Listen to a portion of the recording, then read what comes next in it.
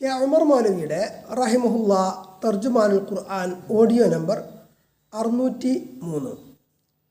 സൂറത്തുൻ നഹൽ ആയത്തുകൾ 66 മുതൽ 74 വരെ. Page number 947. അഊദു ബില്ലാഹി മിനശ് ശൈത്വാനിർ റജീം. ബിസ്മില്ലാഹിർ റഹ്മാനിർ റഹീം. وَإِنَّ لَكُمْ فِي الْأَنْعَامِ لَعِبْرَةً نُسْقِيكُم مِّمَّا فِي بُطُونِهِ مِن بَيْنِ فَرْثٍ وَدَمٍ لَبَنًا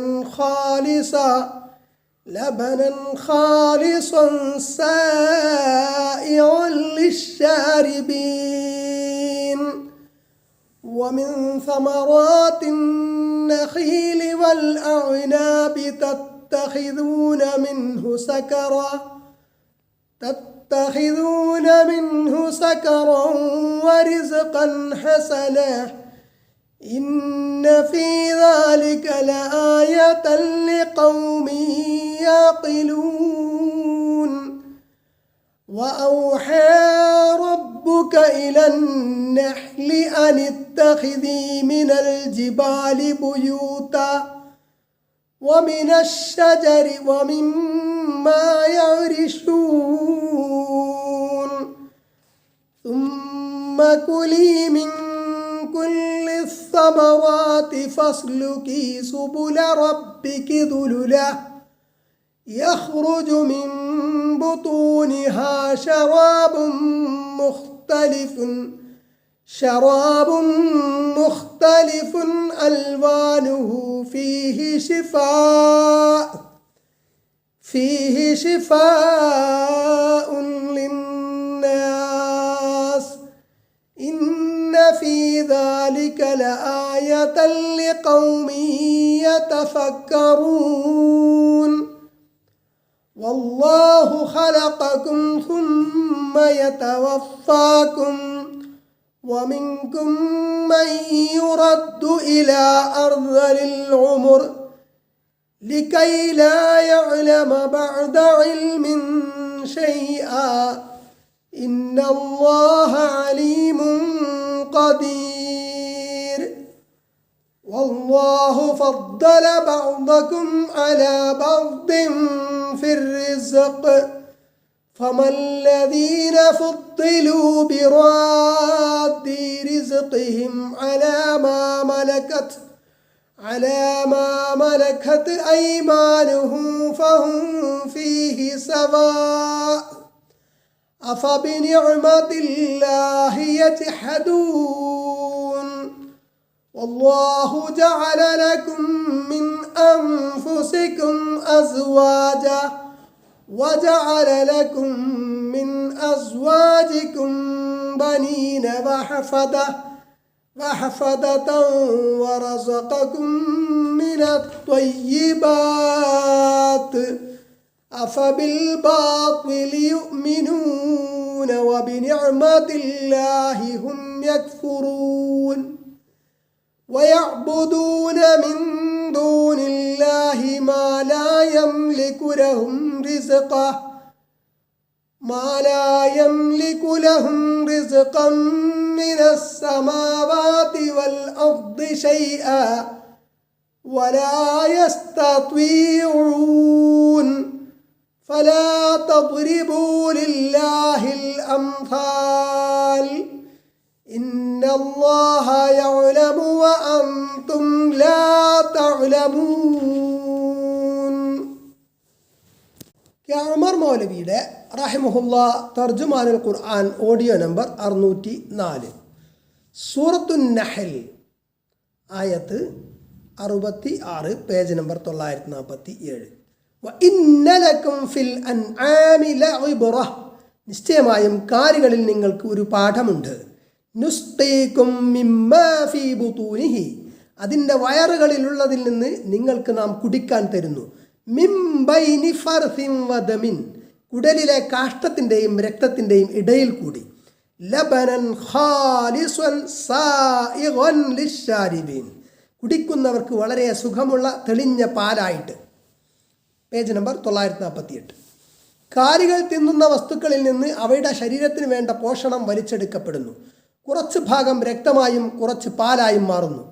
ചണ്ടി കാഷ്ടവും മൂത്രവുമായി പുറത്തേക്ക് വരുന്നു. ഒരേ തീറ്റയിൽ നിന്ന് എന്തൊക്കെയാണ് ഉണ്ടാകുന്നത്? വിയർപ്പ് ഗ്രന്ഥികളുടെ പരിണത രൂപമായ സ്തനങ്ങളിലാണ് ചോര പാലായി രൂപാന്തരം കൊള്ളുന്നത്. മൃഗങ്ങളുടെ കുടലുകളിൽ ഒരുമിച്ച് കൂടി കിടക്കുന്ന ചണ്ടിയുടെയും രക്തത്തിൻ്റെയും ഇടയിൽ കൂടിയാണ് ഈ ശുദ്ധമായ പാൽ വരുന്നത്. അതിൻ്റെ നിർമ്മലതയും അതിൻ്റെ ഗുണവും രുചിയും എത്ര വിശിഷ്ടം!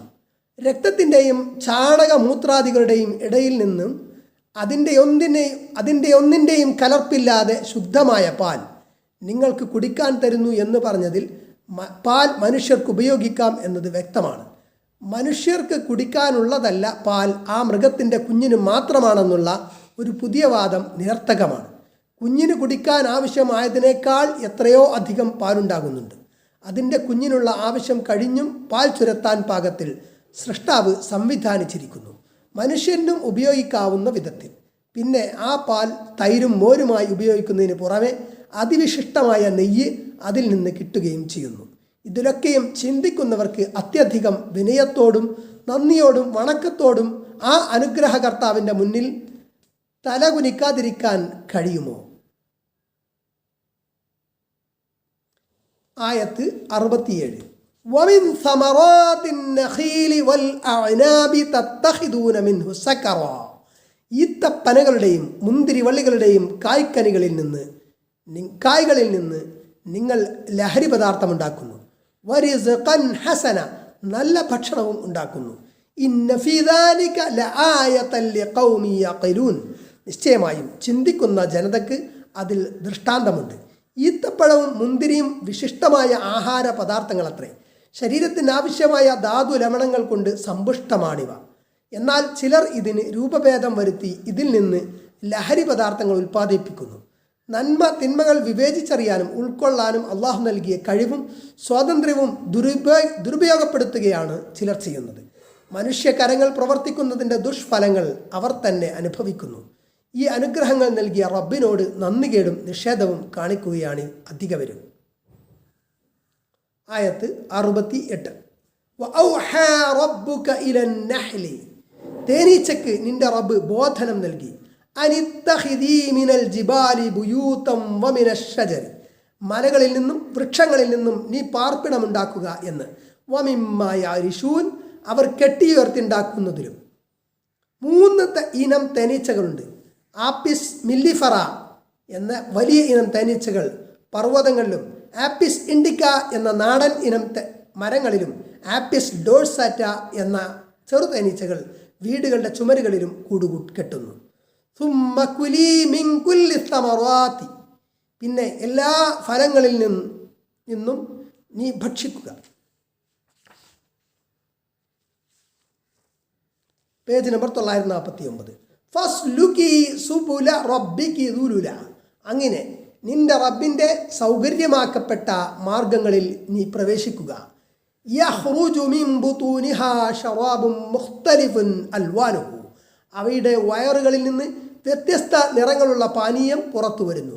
ഫീഹി ശിഫാഉൻ ലിന്നാസ്, ജനങ്ങൾക്ക് അതിൽ രോഗശമനമുണ്ട്. ഇന്ന ഫീ ദാലിക ലആയതൻ ലിഖൗമി യതഫക്കറൂൻ, ചിന്തിക്കുന്ന ജനങ്ങൾക്ക് വലിയ ദൃഷ്ടാന്തം അതിൽ ഉണ്ട് നിശ്ചയം. അതായത് ഇവിടെ 3 തരം തേനീച്ച എന്ന് പറഞ്ഞത് പ്രധാനമായി അറിയപ്പെടുന്നത് പറഞ്ഞതാകും. ധാരാളം ഇനങ്ങൾ വിവിധ ജീവിവർഗങ്ങളിൽ കാണാം. ഇര തേടുക, ആത്മരക്ഷയ്ക്ക് മാർഗം നോക്കുക, പാർപ്പിടം അന്വേഷിക്കുക തുടങ്ങിയ കാര്യങ്ങളിൽ ജന്തുമൃഗാദികൾക്കും പക്ഷിപ്പറവാദികൾക്കും സൃഷ്ടിപ്പിൽ തന്നെ ആവശ്യമായ വൈഭവം റബ്ബ് നൽകിയിട്ടുണ്ട്. എന്നാൽ തേനീച്ചയുടെ കാര്യം ഒന്ന് വേറെ തന്നെയാണ്. അവയ്ക്ക് നൽകപ്പെട്ട വൈഭവം അത്യാശ്ചര്യകരമത്രേ. രക്ഷിതാവ് തേനീച്ചയ്ക്ക് വഹ്യ് നൽകി എന്നാണ് ഖുർആൻ വിശേഷിപ്പിക്കുന്നത്. പ്രവാചകന്മാർക്ക് ദിവ്യബോധനം നൽകുന്നിടത്താണ് ഈ പദം അധികമായി ഉപയോഗിച്ചിട്ടുള്ളത്. എപ്പിഡെ വർഗത്തിൽപ്പെട്ട ഒരിനം ഷഡ്പദമാണ് തേനീച്ച. തലയും നെഞ്ചും ഉദരവും ഉൾപ്പെട്ടതാണ് അതിൻ്റെ ശരീരം. തലയുടെ മുകൾ ഭാഗത്ത് 2 ആൻറ്റിനകളുണ്ട്. വലിയ 2 സംയുക്ത നേത്രങ്ങളും തലയിലുണ്ട്, അതായത് കോമ്പൗണ്ട് ഐസ്. 2 ജോഡി ചിറകുകളും 3 ജോഡി കാലുകളുമുള്ള തേനീച്ചയുടെ വദനേന്ദ്രിയങ്ങൾ താഴ്ഭാഗത്താണുള്ളത്. വയറിൻ്റെ അറ്റത്ത് വിഷസൂചിയുമുണ്ട്. തേനീച്ചയുടെ വീടുകൾ തന്നെ ഒരു അത്ഭുതമാണ്. ആധുനിക എഞ്ചിനീയറിംഗ് വിദ്യയെ അത് വിസ്മയിപ്പിക്കുന്നു. ഗണിതശാസ്ത്ര പാണ്ഡിത്യവും ക്ഷേത്രഗണിത തത്വങ്ങളും ഉപയോഗിച്ച് പ്രത്യേക ഉപകരണങ്ങൾ കൊണ്ട് മാത്രമേ മനുഷ്യന് ഇത്തരം കൂട് നിർമ്മിക്കാൻ സാധിക്കുകയുള്ളൂ. ഏറ്റവും കുറഞ്ഞ സ്ഥലത്ത് ഏറ്റവും കൂടുതൽ സാധനം സൂക്ഷിച്ചു വെക്കുന്ന വിദ്യയാണത്. 6 വശവും ബന്ധിക്കപ്പെട്ടിരിക്കുന്നു. അനേകം അറകളുള്ള 6 കോണുകളിൽ നിർമ്മിക്കപ്പെടുന്നവയാണ് തേനീച്ചക്കൂടുകൾ. അവയുടെ ജീവിത രീതി ഒരു പ്രത്യേക സാമൂഹിക ഘടനയോടെയാണ്. റാണി എന്ന പെൺ ഈച്ചയാണ് ഈ വീടിൻ്റെ അധിപതി. മുട്ടയിടുകയാണ് റാണിയുടെ ജോലി. ദിവസവും തോറും 3000 വരെ മുട്ടകളിടും. പ്രജനന ശേഷിയുള്ള ശരീരവലിപ്പം അല്പം കൂടുതലുള്ള ആൺ ഈച്ചകൾ ജോലി ചെയ്യാത്ത മടിയന്മാരാകുന്നു. തേനും പൂമ്പടിയും ശേഖരിക്കുക, തേനറകൾ നിർമ്മിക്കുക, തേനീച്ചക്കൂട് വൃത്തിയാക്കുക, മറ്റ് തേനീച്ചകളെ വളർത്തുക, ശത്രുക്കളിൽ നിന്നും തേനീച്ചകളെ സംരക്ഷിക്കുക എന്നിവയാണ് വേലക്കാരായ പെണ്ണീച്ചകളുടെ ജോലികൾ. ഇവയുടെ ശാരീരിക പ്രത്യേകതകൾ ഇത്തരം ജോലികൾ നിർവഹിക്കാൻ അനുയോജ്യമാണ്. ശക്തിയുള്ള താടികൾ, നീളമുള്ള നാക്ക്, പരാഗശേഖരണത്തിനു പറ്റിയ കാലുകൾ, ഉദരാന്തർഭാഗത്തുള്ള മെഴുകുഗ്രന്ഥികൾ, ഉദരാഗ്രത്തിലുള്ള വിഷസൂചി എന്നിവയാണവ. പെൺ ഈച്ചകൾ ഫലങ്ങളുടെ കൂമ്പായ പുഷ്പങ്ങളുടെ ഞെട്ടുകളിൽ നിന്നും തേൻ നുകരുന്നു. തേൻ ശേഖരിക്കാൻ റബ്ബ് കൽപ്പിക്കുന്നത് പെൺ ഈച്ചകളോടാണെന്നാണ് ഖുർആനിൻ്റെ ഭാഷാപ്രയോഗം വ്യക്തമാക്കുന്നത്. അറബി ഭാഷയിൽ സ്ത്രീയോടും പുരുഷനോടും പറയുമ്പോൾ കൽപ്പനാക്രിയ വ്യത്യസ്ത രൂപത്തിലാണ്. പാർപ്പിടമുണ്ടാക്കാനും തേൻ ശേഖരിക്കാനും റബ്ബ് കൽപ്പിക്കുന്നത് പെണ്ണീച്ചയോടാണ്. ആണീച്ച ഈ ജോലിയൊന്നും ചെയ്യുന്നില്ലെന്നും പെണ്ണീച്ചയാണ് ഇതൊക്കെ ചെയ്യുന്നതെന്നും ലോകം മനസ്സിലാക്കിയിട്ട് വളരെ കാലമായിട്ടില്ല. 14 നൂറ്റാണ്ട് മുമ്പ് ഇറങ്ങിയ ഈ വചനങ്ങൾ മനുഷ്യൻ്റെ അല്ല, മറിച്ച് എല്ലാം സൃഷ്ടിച്ച, എല്ലാം അറിയുന്ന റബ്ബിൻ്റേതാണെന്നതിന് വ്യക്തമായൊരു തെളിവാണ് ഈ പ്രയോഗങ്ങൾ. 100 മീറ്ററിനപ്പുറം പൂവ് വിരിഞ്ഞാൽ തേനീച്ചകൾ അത് അറിയുന്നു. ഇവിടെയാണ് ബോധനം ലഭിക്കപ്പെടുന്നത്. തേനീച്ചകൾ പരസ്പരം ഈ വാർത്ത കൈമാറുന്നതും അത്ഭുതകരമായ രീതിയിലാണ്. 8 എന്ന ദ്വിവൃത്താകൃതിയിൽ ഒരു പ്രത്യേക ശബ്ദത്തിൽ പറന്നുകൊണ്ടാണ് സഹജീവിക്ക് പുഷ്പങ്ങളെക്കുറിച്ച് വിവരം നൽകുന്നത്. എത്ര അകലത്തിലാണ് പൂവുകൾ എന്നും സൂര്യനെയും കൂടിനെയും ബന്ധിക്കുന്ന നേർരേഖയുടെ എത്ര ഡിഗ്രി ചെരിഞ്ഞാണ് പൂവുകളുള്ളത് എന്നും നൃത്തത്തിലൂടെ അറിയിക്കുന്നു.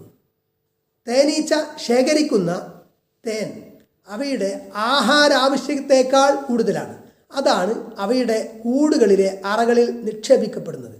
അറകൾക്കാവശ്യമായ മെഴുകും ഇവയുടെ ശരീരത്തിൽ നിന്നും ഉൽപ്പാദിപ്പിക്കപ്പെടുന്നുണ്ട്.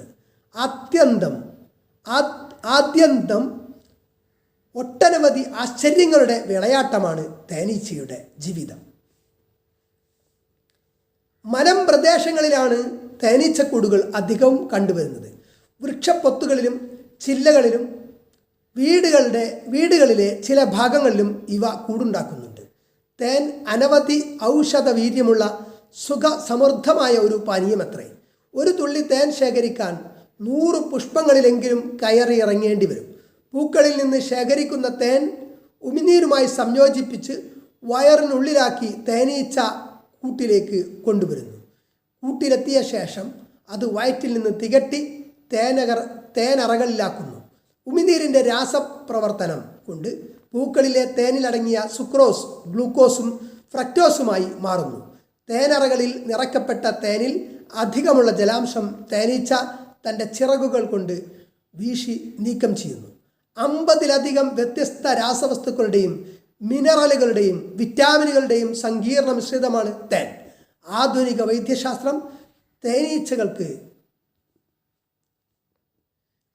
വൈദ്യശാസ്ത്രം തേനിലുള്ള ഔഷധ ഗുണങ്ങൾ കണ്ടെത്തിക്കൊണ്ടിരിക്കുന്നു.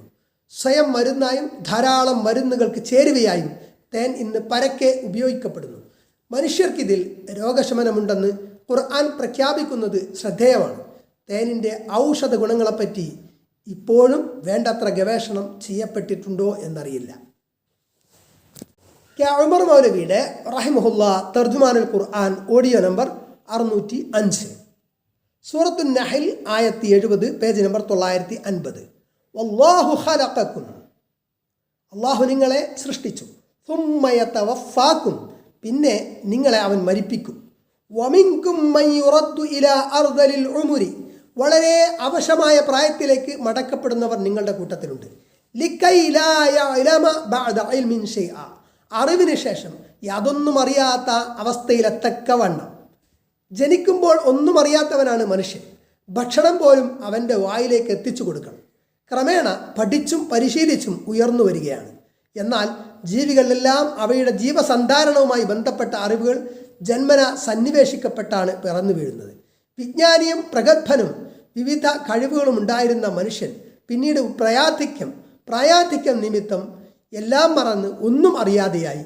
അങ്ങനെ വളരെ അവശമായ പ്രായത്തിലെത്തുന്നവരും ഉണ്ട്. പ്രായമേറുമ്പോൾ ഓർമ്മശക്തി, ചിന്താശക്തി, ശാരീരിക ശക്തി ഇവയെല്ലാം കുറഞ്ഞു വരും. ഇന്നല്ലാഹ അലീമുൻ ഖദീർ, നിശ്ചയമായും അള്ളാഹു സർവജ്ഞനും സർവശക്തനുമാകുന്നു. പ്രായം കുറഞ്ഞവരും പ്രായം മീതമായിട്ടുള്ളവരുമൊക്കെ നിങ്ങളുടെ കൂട്ടത്തിൽ നിന്നും മരണപ്പെടുന്നുണ്ടല്ലോ. അതിലൊന്നും ഒരു സ്വാധീനവും ചെലുത്താൻ ആർക്കും സാധ്യമല്ല. സർവജ്ഞനും സർവശക്തനുമായ അള്ളാഹുവിൻ്റെ നിയന്ത്രണത്തിന് വഴങ്ങുകയല്ലാതെ യാതൊരു നിവൃത്തിയും നിങ്ങൾക്കില്ല. ഒരാൾക്കും അല്പനിമിഷം ആയുസ്സിക്ക് നീട്ടിക്കിട്ടുവാൻ സാധ്യമല്ല. നിങ്ങൾ എന്ത് വിചാരിക്കുന്നു? ഈ സർവശക്തനായ റബ്ബിനെ ആരാധിക്കുകയല്ലാതെ നിങ്ങൾക്കൊരു രക്ഷാമാർഗം എന്തുണ്ട്?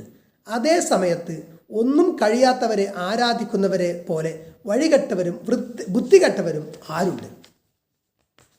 പേജ് നമ്പർ 951, ആയത്ത് 71. വല്ലാഹു ഫദ്ദല ബഅദകും അലാ ബഅദിൻ ഫി റിസ്ഖി, അള്ളാഹു ഉപജീവനത്തിൻ്റെ കാര്യത്തിൽ നിങ്ങളിൽ ചിലർക്ക് ചിലരെക്കാൾ കൂടുതൽ മെച്ചം നൽകിയിട്ടുണ്ട്. എല്ലാവർക്കും ഒരുപോലെയല്ല കൊടുത്തത്. ചിലർക്ക് ചുരുങ്ങിയ നിലയിലും, ചിലർക്ക് മിതമായ നിലയിലും, ചിലർക്ക് ആവശ്യത്തിൽ കവിഞ്ഞ നിലയിലും, ഇങ്ങനെ വ്യത്യസ്ത നിലയിലാണ് ഭൗതിക വിഭവങ്ങൾ നൽകിയിട്ടുള്ളത്.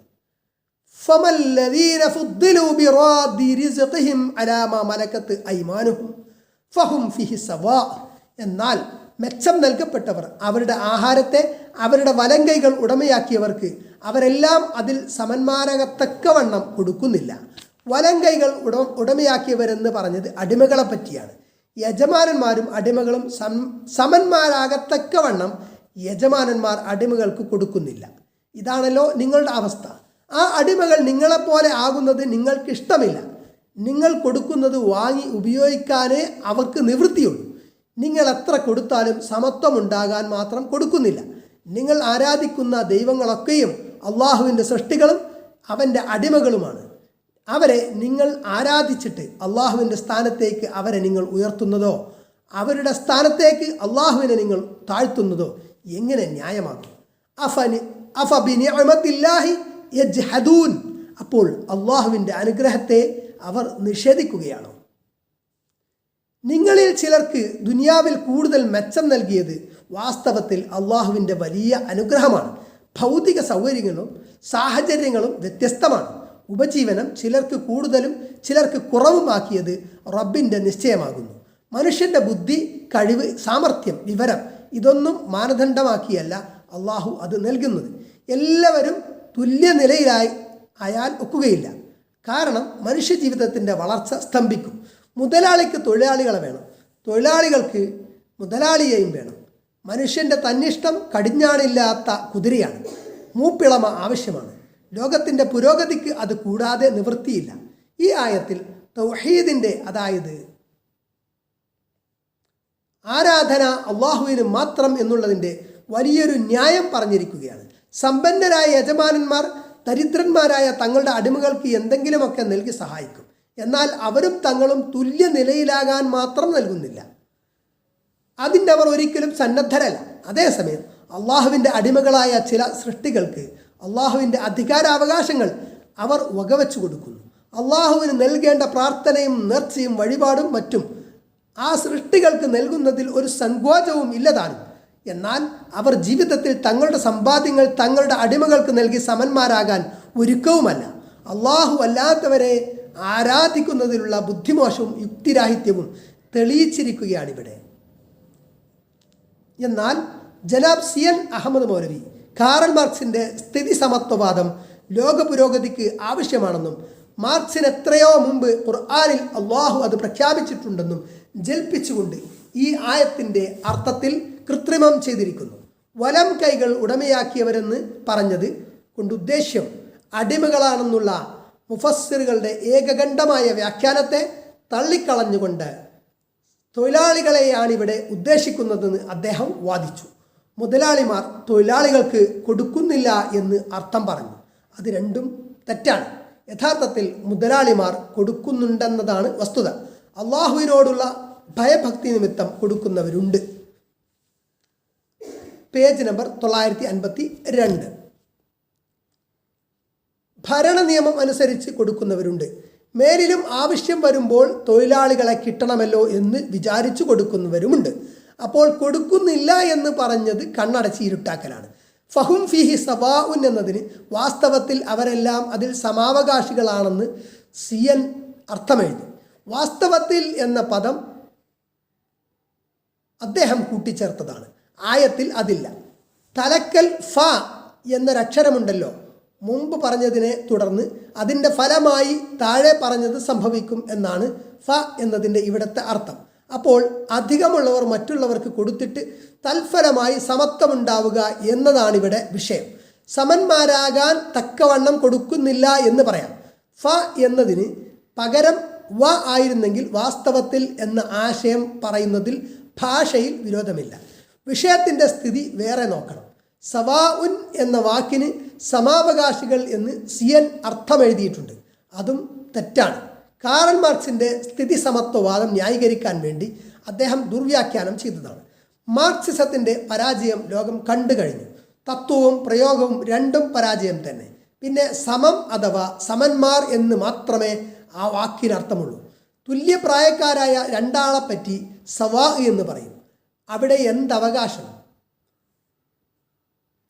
രണ്ടാൾക്കും ഒരേ വയസ്സെന്ന് മാത്രമേ അർത്ഥമുള്ളൂ.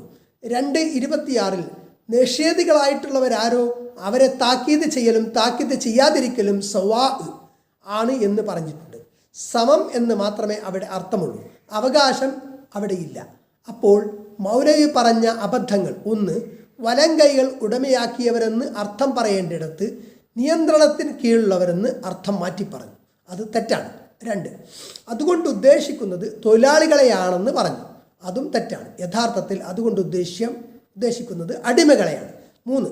വലങ്കൈകൾ ഉടമയാക്കുക എന്നതിനെപ്പറ്റി ഒരു പരിഹാസ ചോദ്യം അദ്ദേഹം ഉന്നയിച്ചിട്ടുണ്ട്.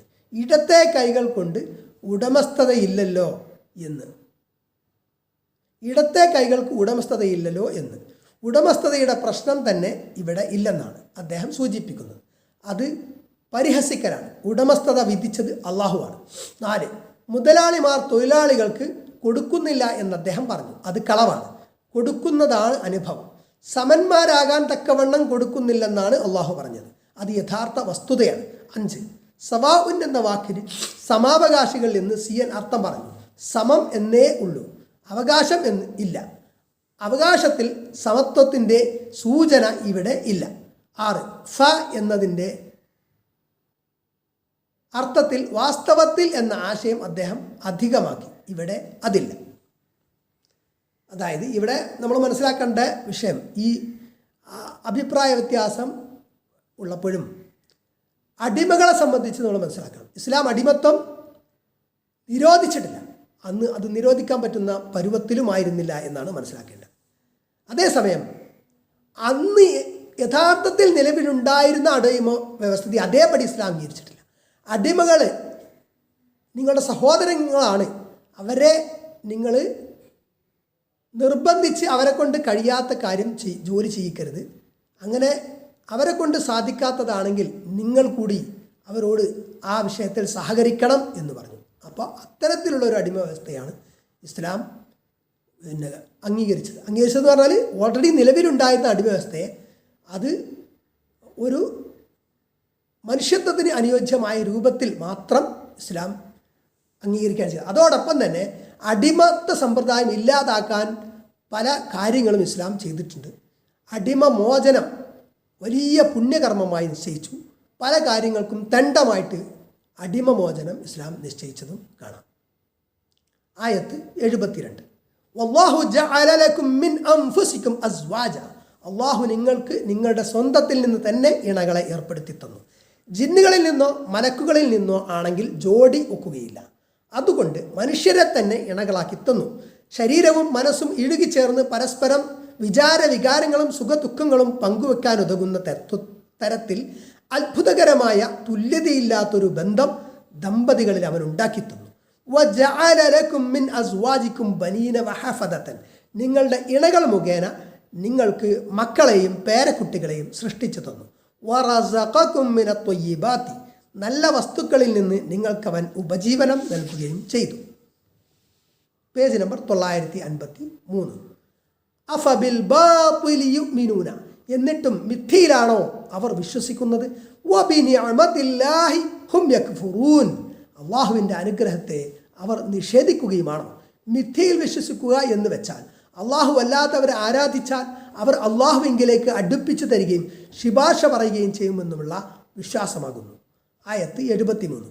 വയഅ്ബുദൂന മിൻ ദൂനില്ലാഹി മാ ലാ യംലികു ലഹും റിസ്ഖൻ മിനസ് സമാവാതി വൽ അർദി ശൈഅ വലാ യസ്തതിഊൻ, ആകാശങ്ങളിൽ നിന്നോ ഭൂമിയിൽ നിന്നോ യാതൊരു വക ഭക്ഷണത്തെയും തങ്ങൾക്ക് വേണ്ടി ഉടമയാക്കാത്തവരും യാതൊന്നിനും കഴിവില്ലാത്തവരുമായ കൂട്ടരെ അള്ളാഹുവിന് പുറമെ അവർ ആരാധിക്കുന്നു. അള്ളാഹുവിന് പുറമെയുള്ള ആരാധ്യർ ആകാശത്ത് നിന്ന് മഴ പെയ്യിക്കുവാനോ ഭൂമിയിൽ വല്ലതും മുളപ്പിക്കുവാനോ ഒന്നും യാതൊരു കഴിവുമില്ലാത്തവരാണ്. അവർ എത്ര തന്നെ അധ്വാനിച്ചാലും അത്തരത്തിലുള്ള കഴിവ് ഒരിക്കലും അവർക്കുണ്ടാകുകയില്ല. അങ്ങനെയുള്ള ഒരു കഴിവുമില്ലാത്തവരെയാണ് അവർ ആരാധിക്കുന്നത്. സർവശക്തനും മഹാകാരുണികനുമായ അള്ളാഹുവിന് ആരാധന അവർ നിർവഹിക്കുന്നില്ല. ആയത്ത് 74. ഫലാ തദ്രിബൂ ലില്ലാഹിൽ അംസാൽ, അതിനാൽ നിങ്ങൾ അള്ളാഹുവിന് ഉപമകൾ പറയരുത്. വഴിപിഴച്ച ചില വാദങ്ങൾ ഇങ്ങനെയാണ്: ലോകരാജാക്കന്മാരുടെ അടുക്കൽ നിന്ന് നമുക്ക് വല്ല കാര്യവും സാധിക്കണമെങ്കിൽ നമ്മെ പരിചയപ്പെടുത്തുവാനും നമുക്ക് വേണ്ടി ശുപാർശ പറയുവാനും ഇടയാളന്മാർ വേണ്ടി വരുമല്ലോ. ഇപ്രകാരം തന്നെയാണ് അള്ളാഹുവിൻ്റെ അടുക്കലും. അതുകൊണ്ട് ഔലിയാക്കളുടെ ശുപാർശ കൂടാതെ ഒക്കുകയില്ല എന്ന് വഴിപിഴച്ചവർ പറയാറുണ്ടല്ലോ. അള്ളാഹു മലക്കുകളെ പല കാര്യങ്ങളും ഏൽപ്പിച്ചിട്ടുണ്ടല്ലോ, അതുപോലെ നമ്മളും ഏൽപ്പിക്കണം എന്ന് പറയാറുണ്ട്. വക്കീൽ മുഖേനയല്ലേ കോടതിയിൽ കേസ് നടത്തുക എന്നിങ്ങനെ ഇക്കൂട്ടർ പറയാറുണ്ട്. അതൊന്നും അരുതി എന്ന് അള്ളാഹു വിലക്കുന്നു. സൃഷ്ടികളുടെ സ്ഥിതിയെക്കുറിച്ച് സൃഷ്ടികളുടെ സ്ഥിതിക്കൊപ്പിച്ച് അള്ളാഹുവിൻ്റെ കാര്യം പറയരുത്. ഇന്നല്ലാഹ യഅലമു വ അൻതും ലാ തഅലമൂൻ, നിശ്ചയം അള്ളാഹു അറിയുന്നു, നിങ്ങൾ അറിയുന്നില്ല. നിങ്ങൾ എന്നിവിടെ പറഞ്ഞത് അമ്പിയാക്കളും ഔലിയാക്കളും ഉൾപ്പെടെ എല്ലാവരോടുമാകുന്നു. നബി സല്ലല്ലാഹു അലൈഹി വസല്ലമയുമായി സമ്പർക്കം പുലർത്തിയിരുന്ന മുനാഫിഖുകളുടെ തനിനിറം നബി സല്ലല്ലാഹു അലൈഹി വസല്ലമക്ക് അറിയാൻ കഴിഞ്ഞിട്ടില്ലെന്ന് ഖുർആനിൽ അള്ളാഹു വ്യക്തമാക്കിയിട്ടുണ്ട്. പ്രവാചകന്റെ മരണശേഷം ഈ ലോകത്ത് നടക്കുന്ന യാതൊന്നും അദ്ദേഹം അറിയുന്നില്ലെന്ന് ഖുർആനും ഹദീസും നമ്മെ പഠിപ്പിക്കുന്നു.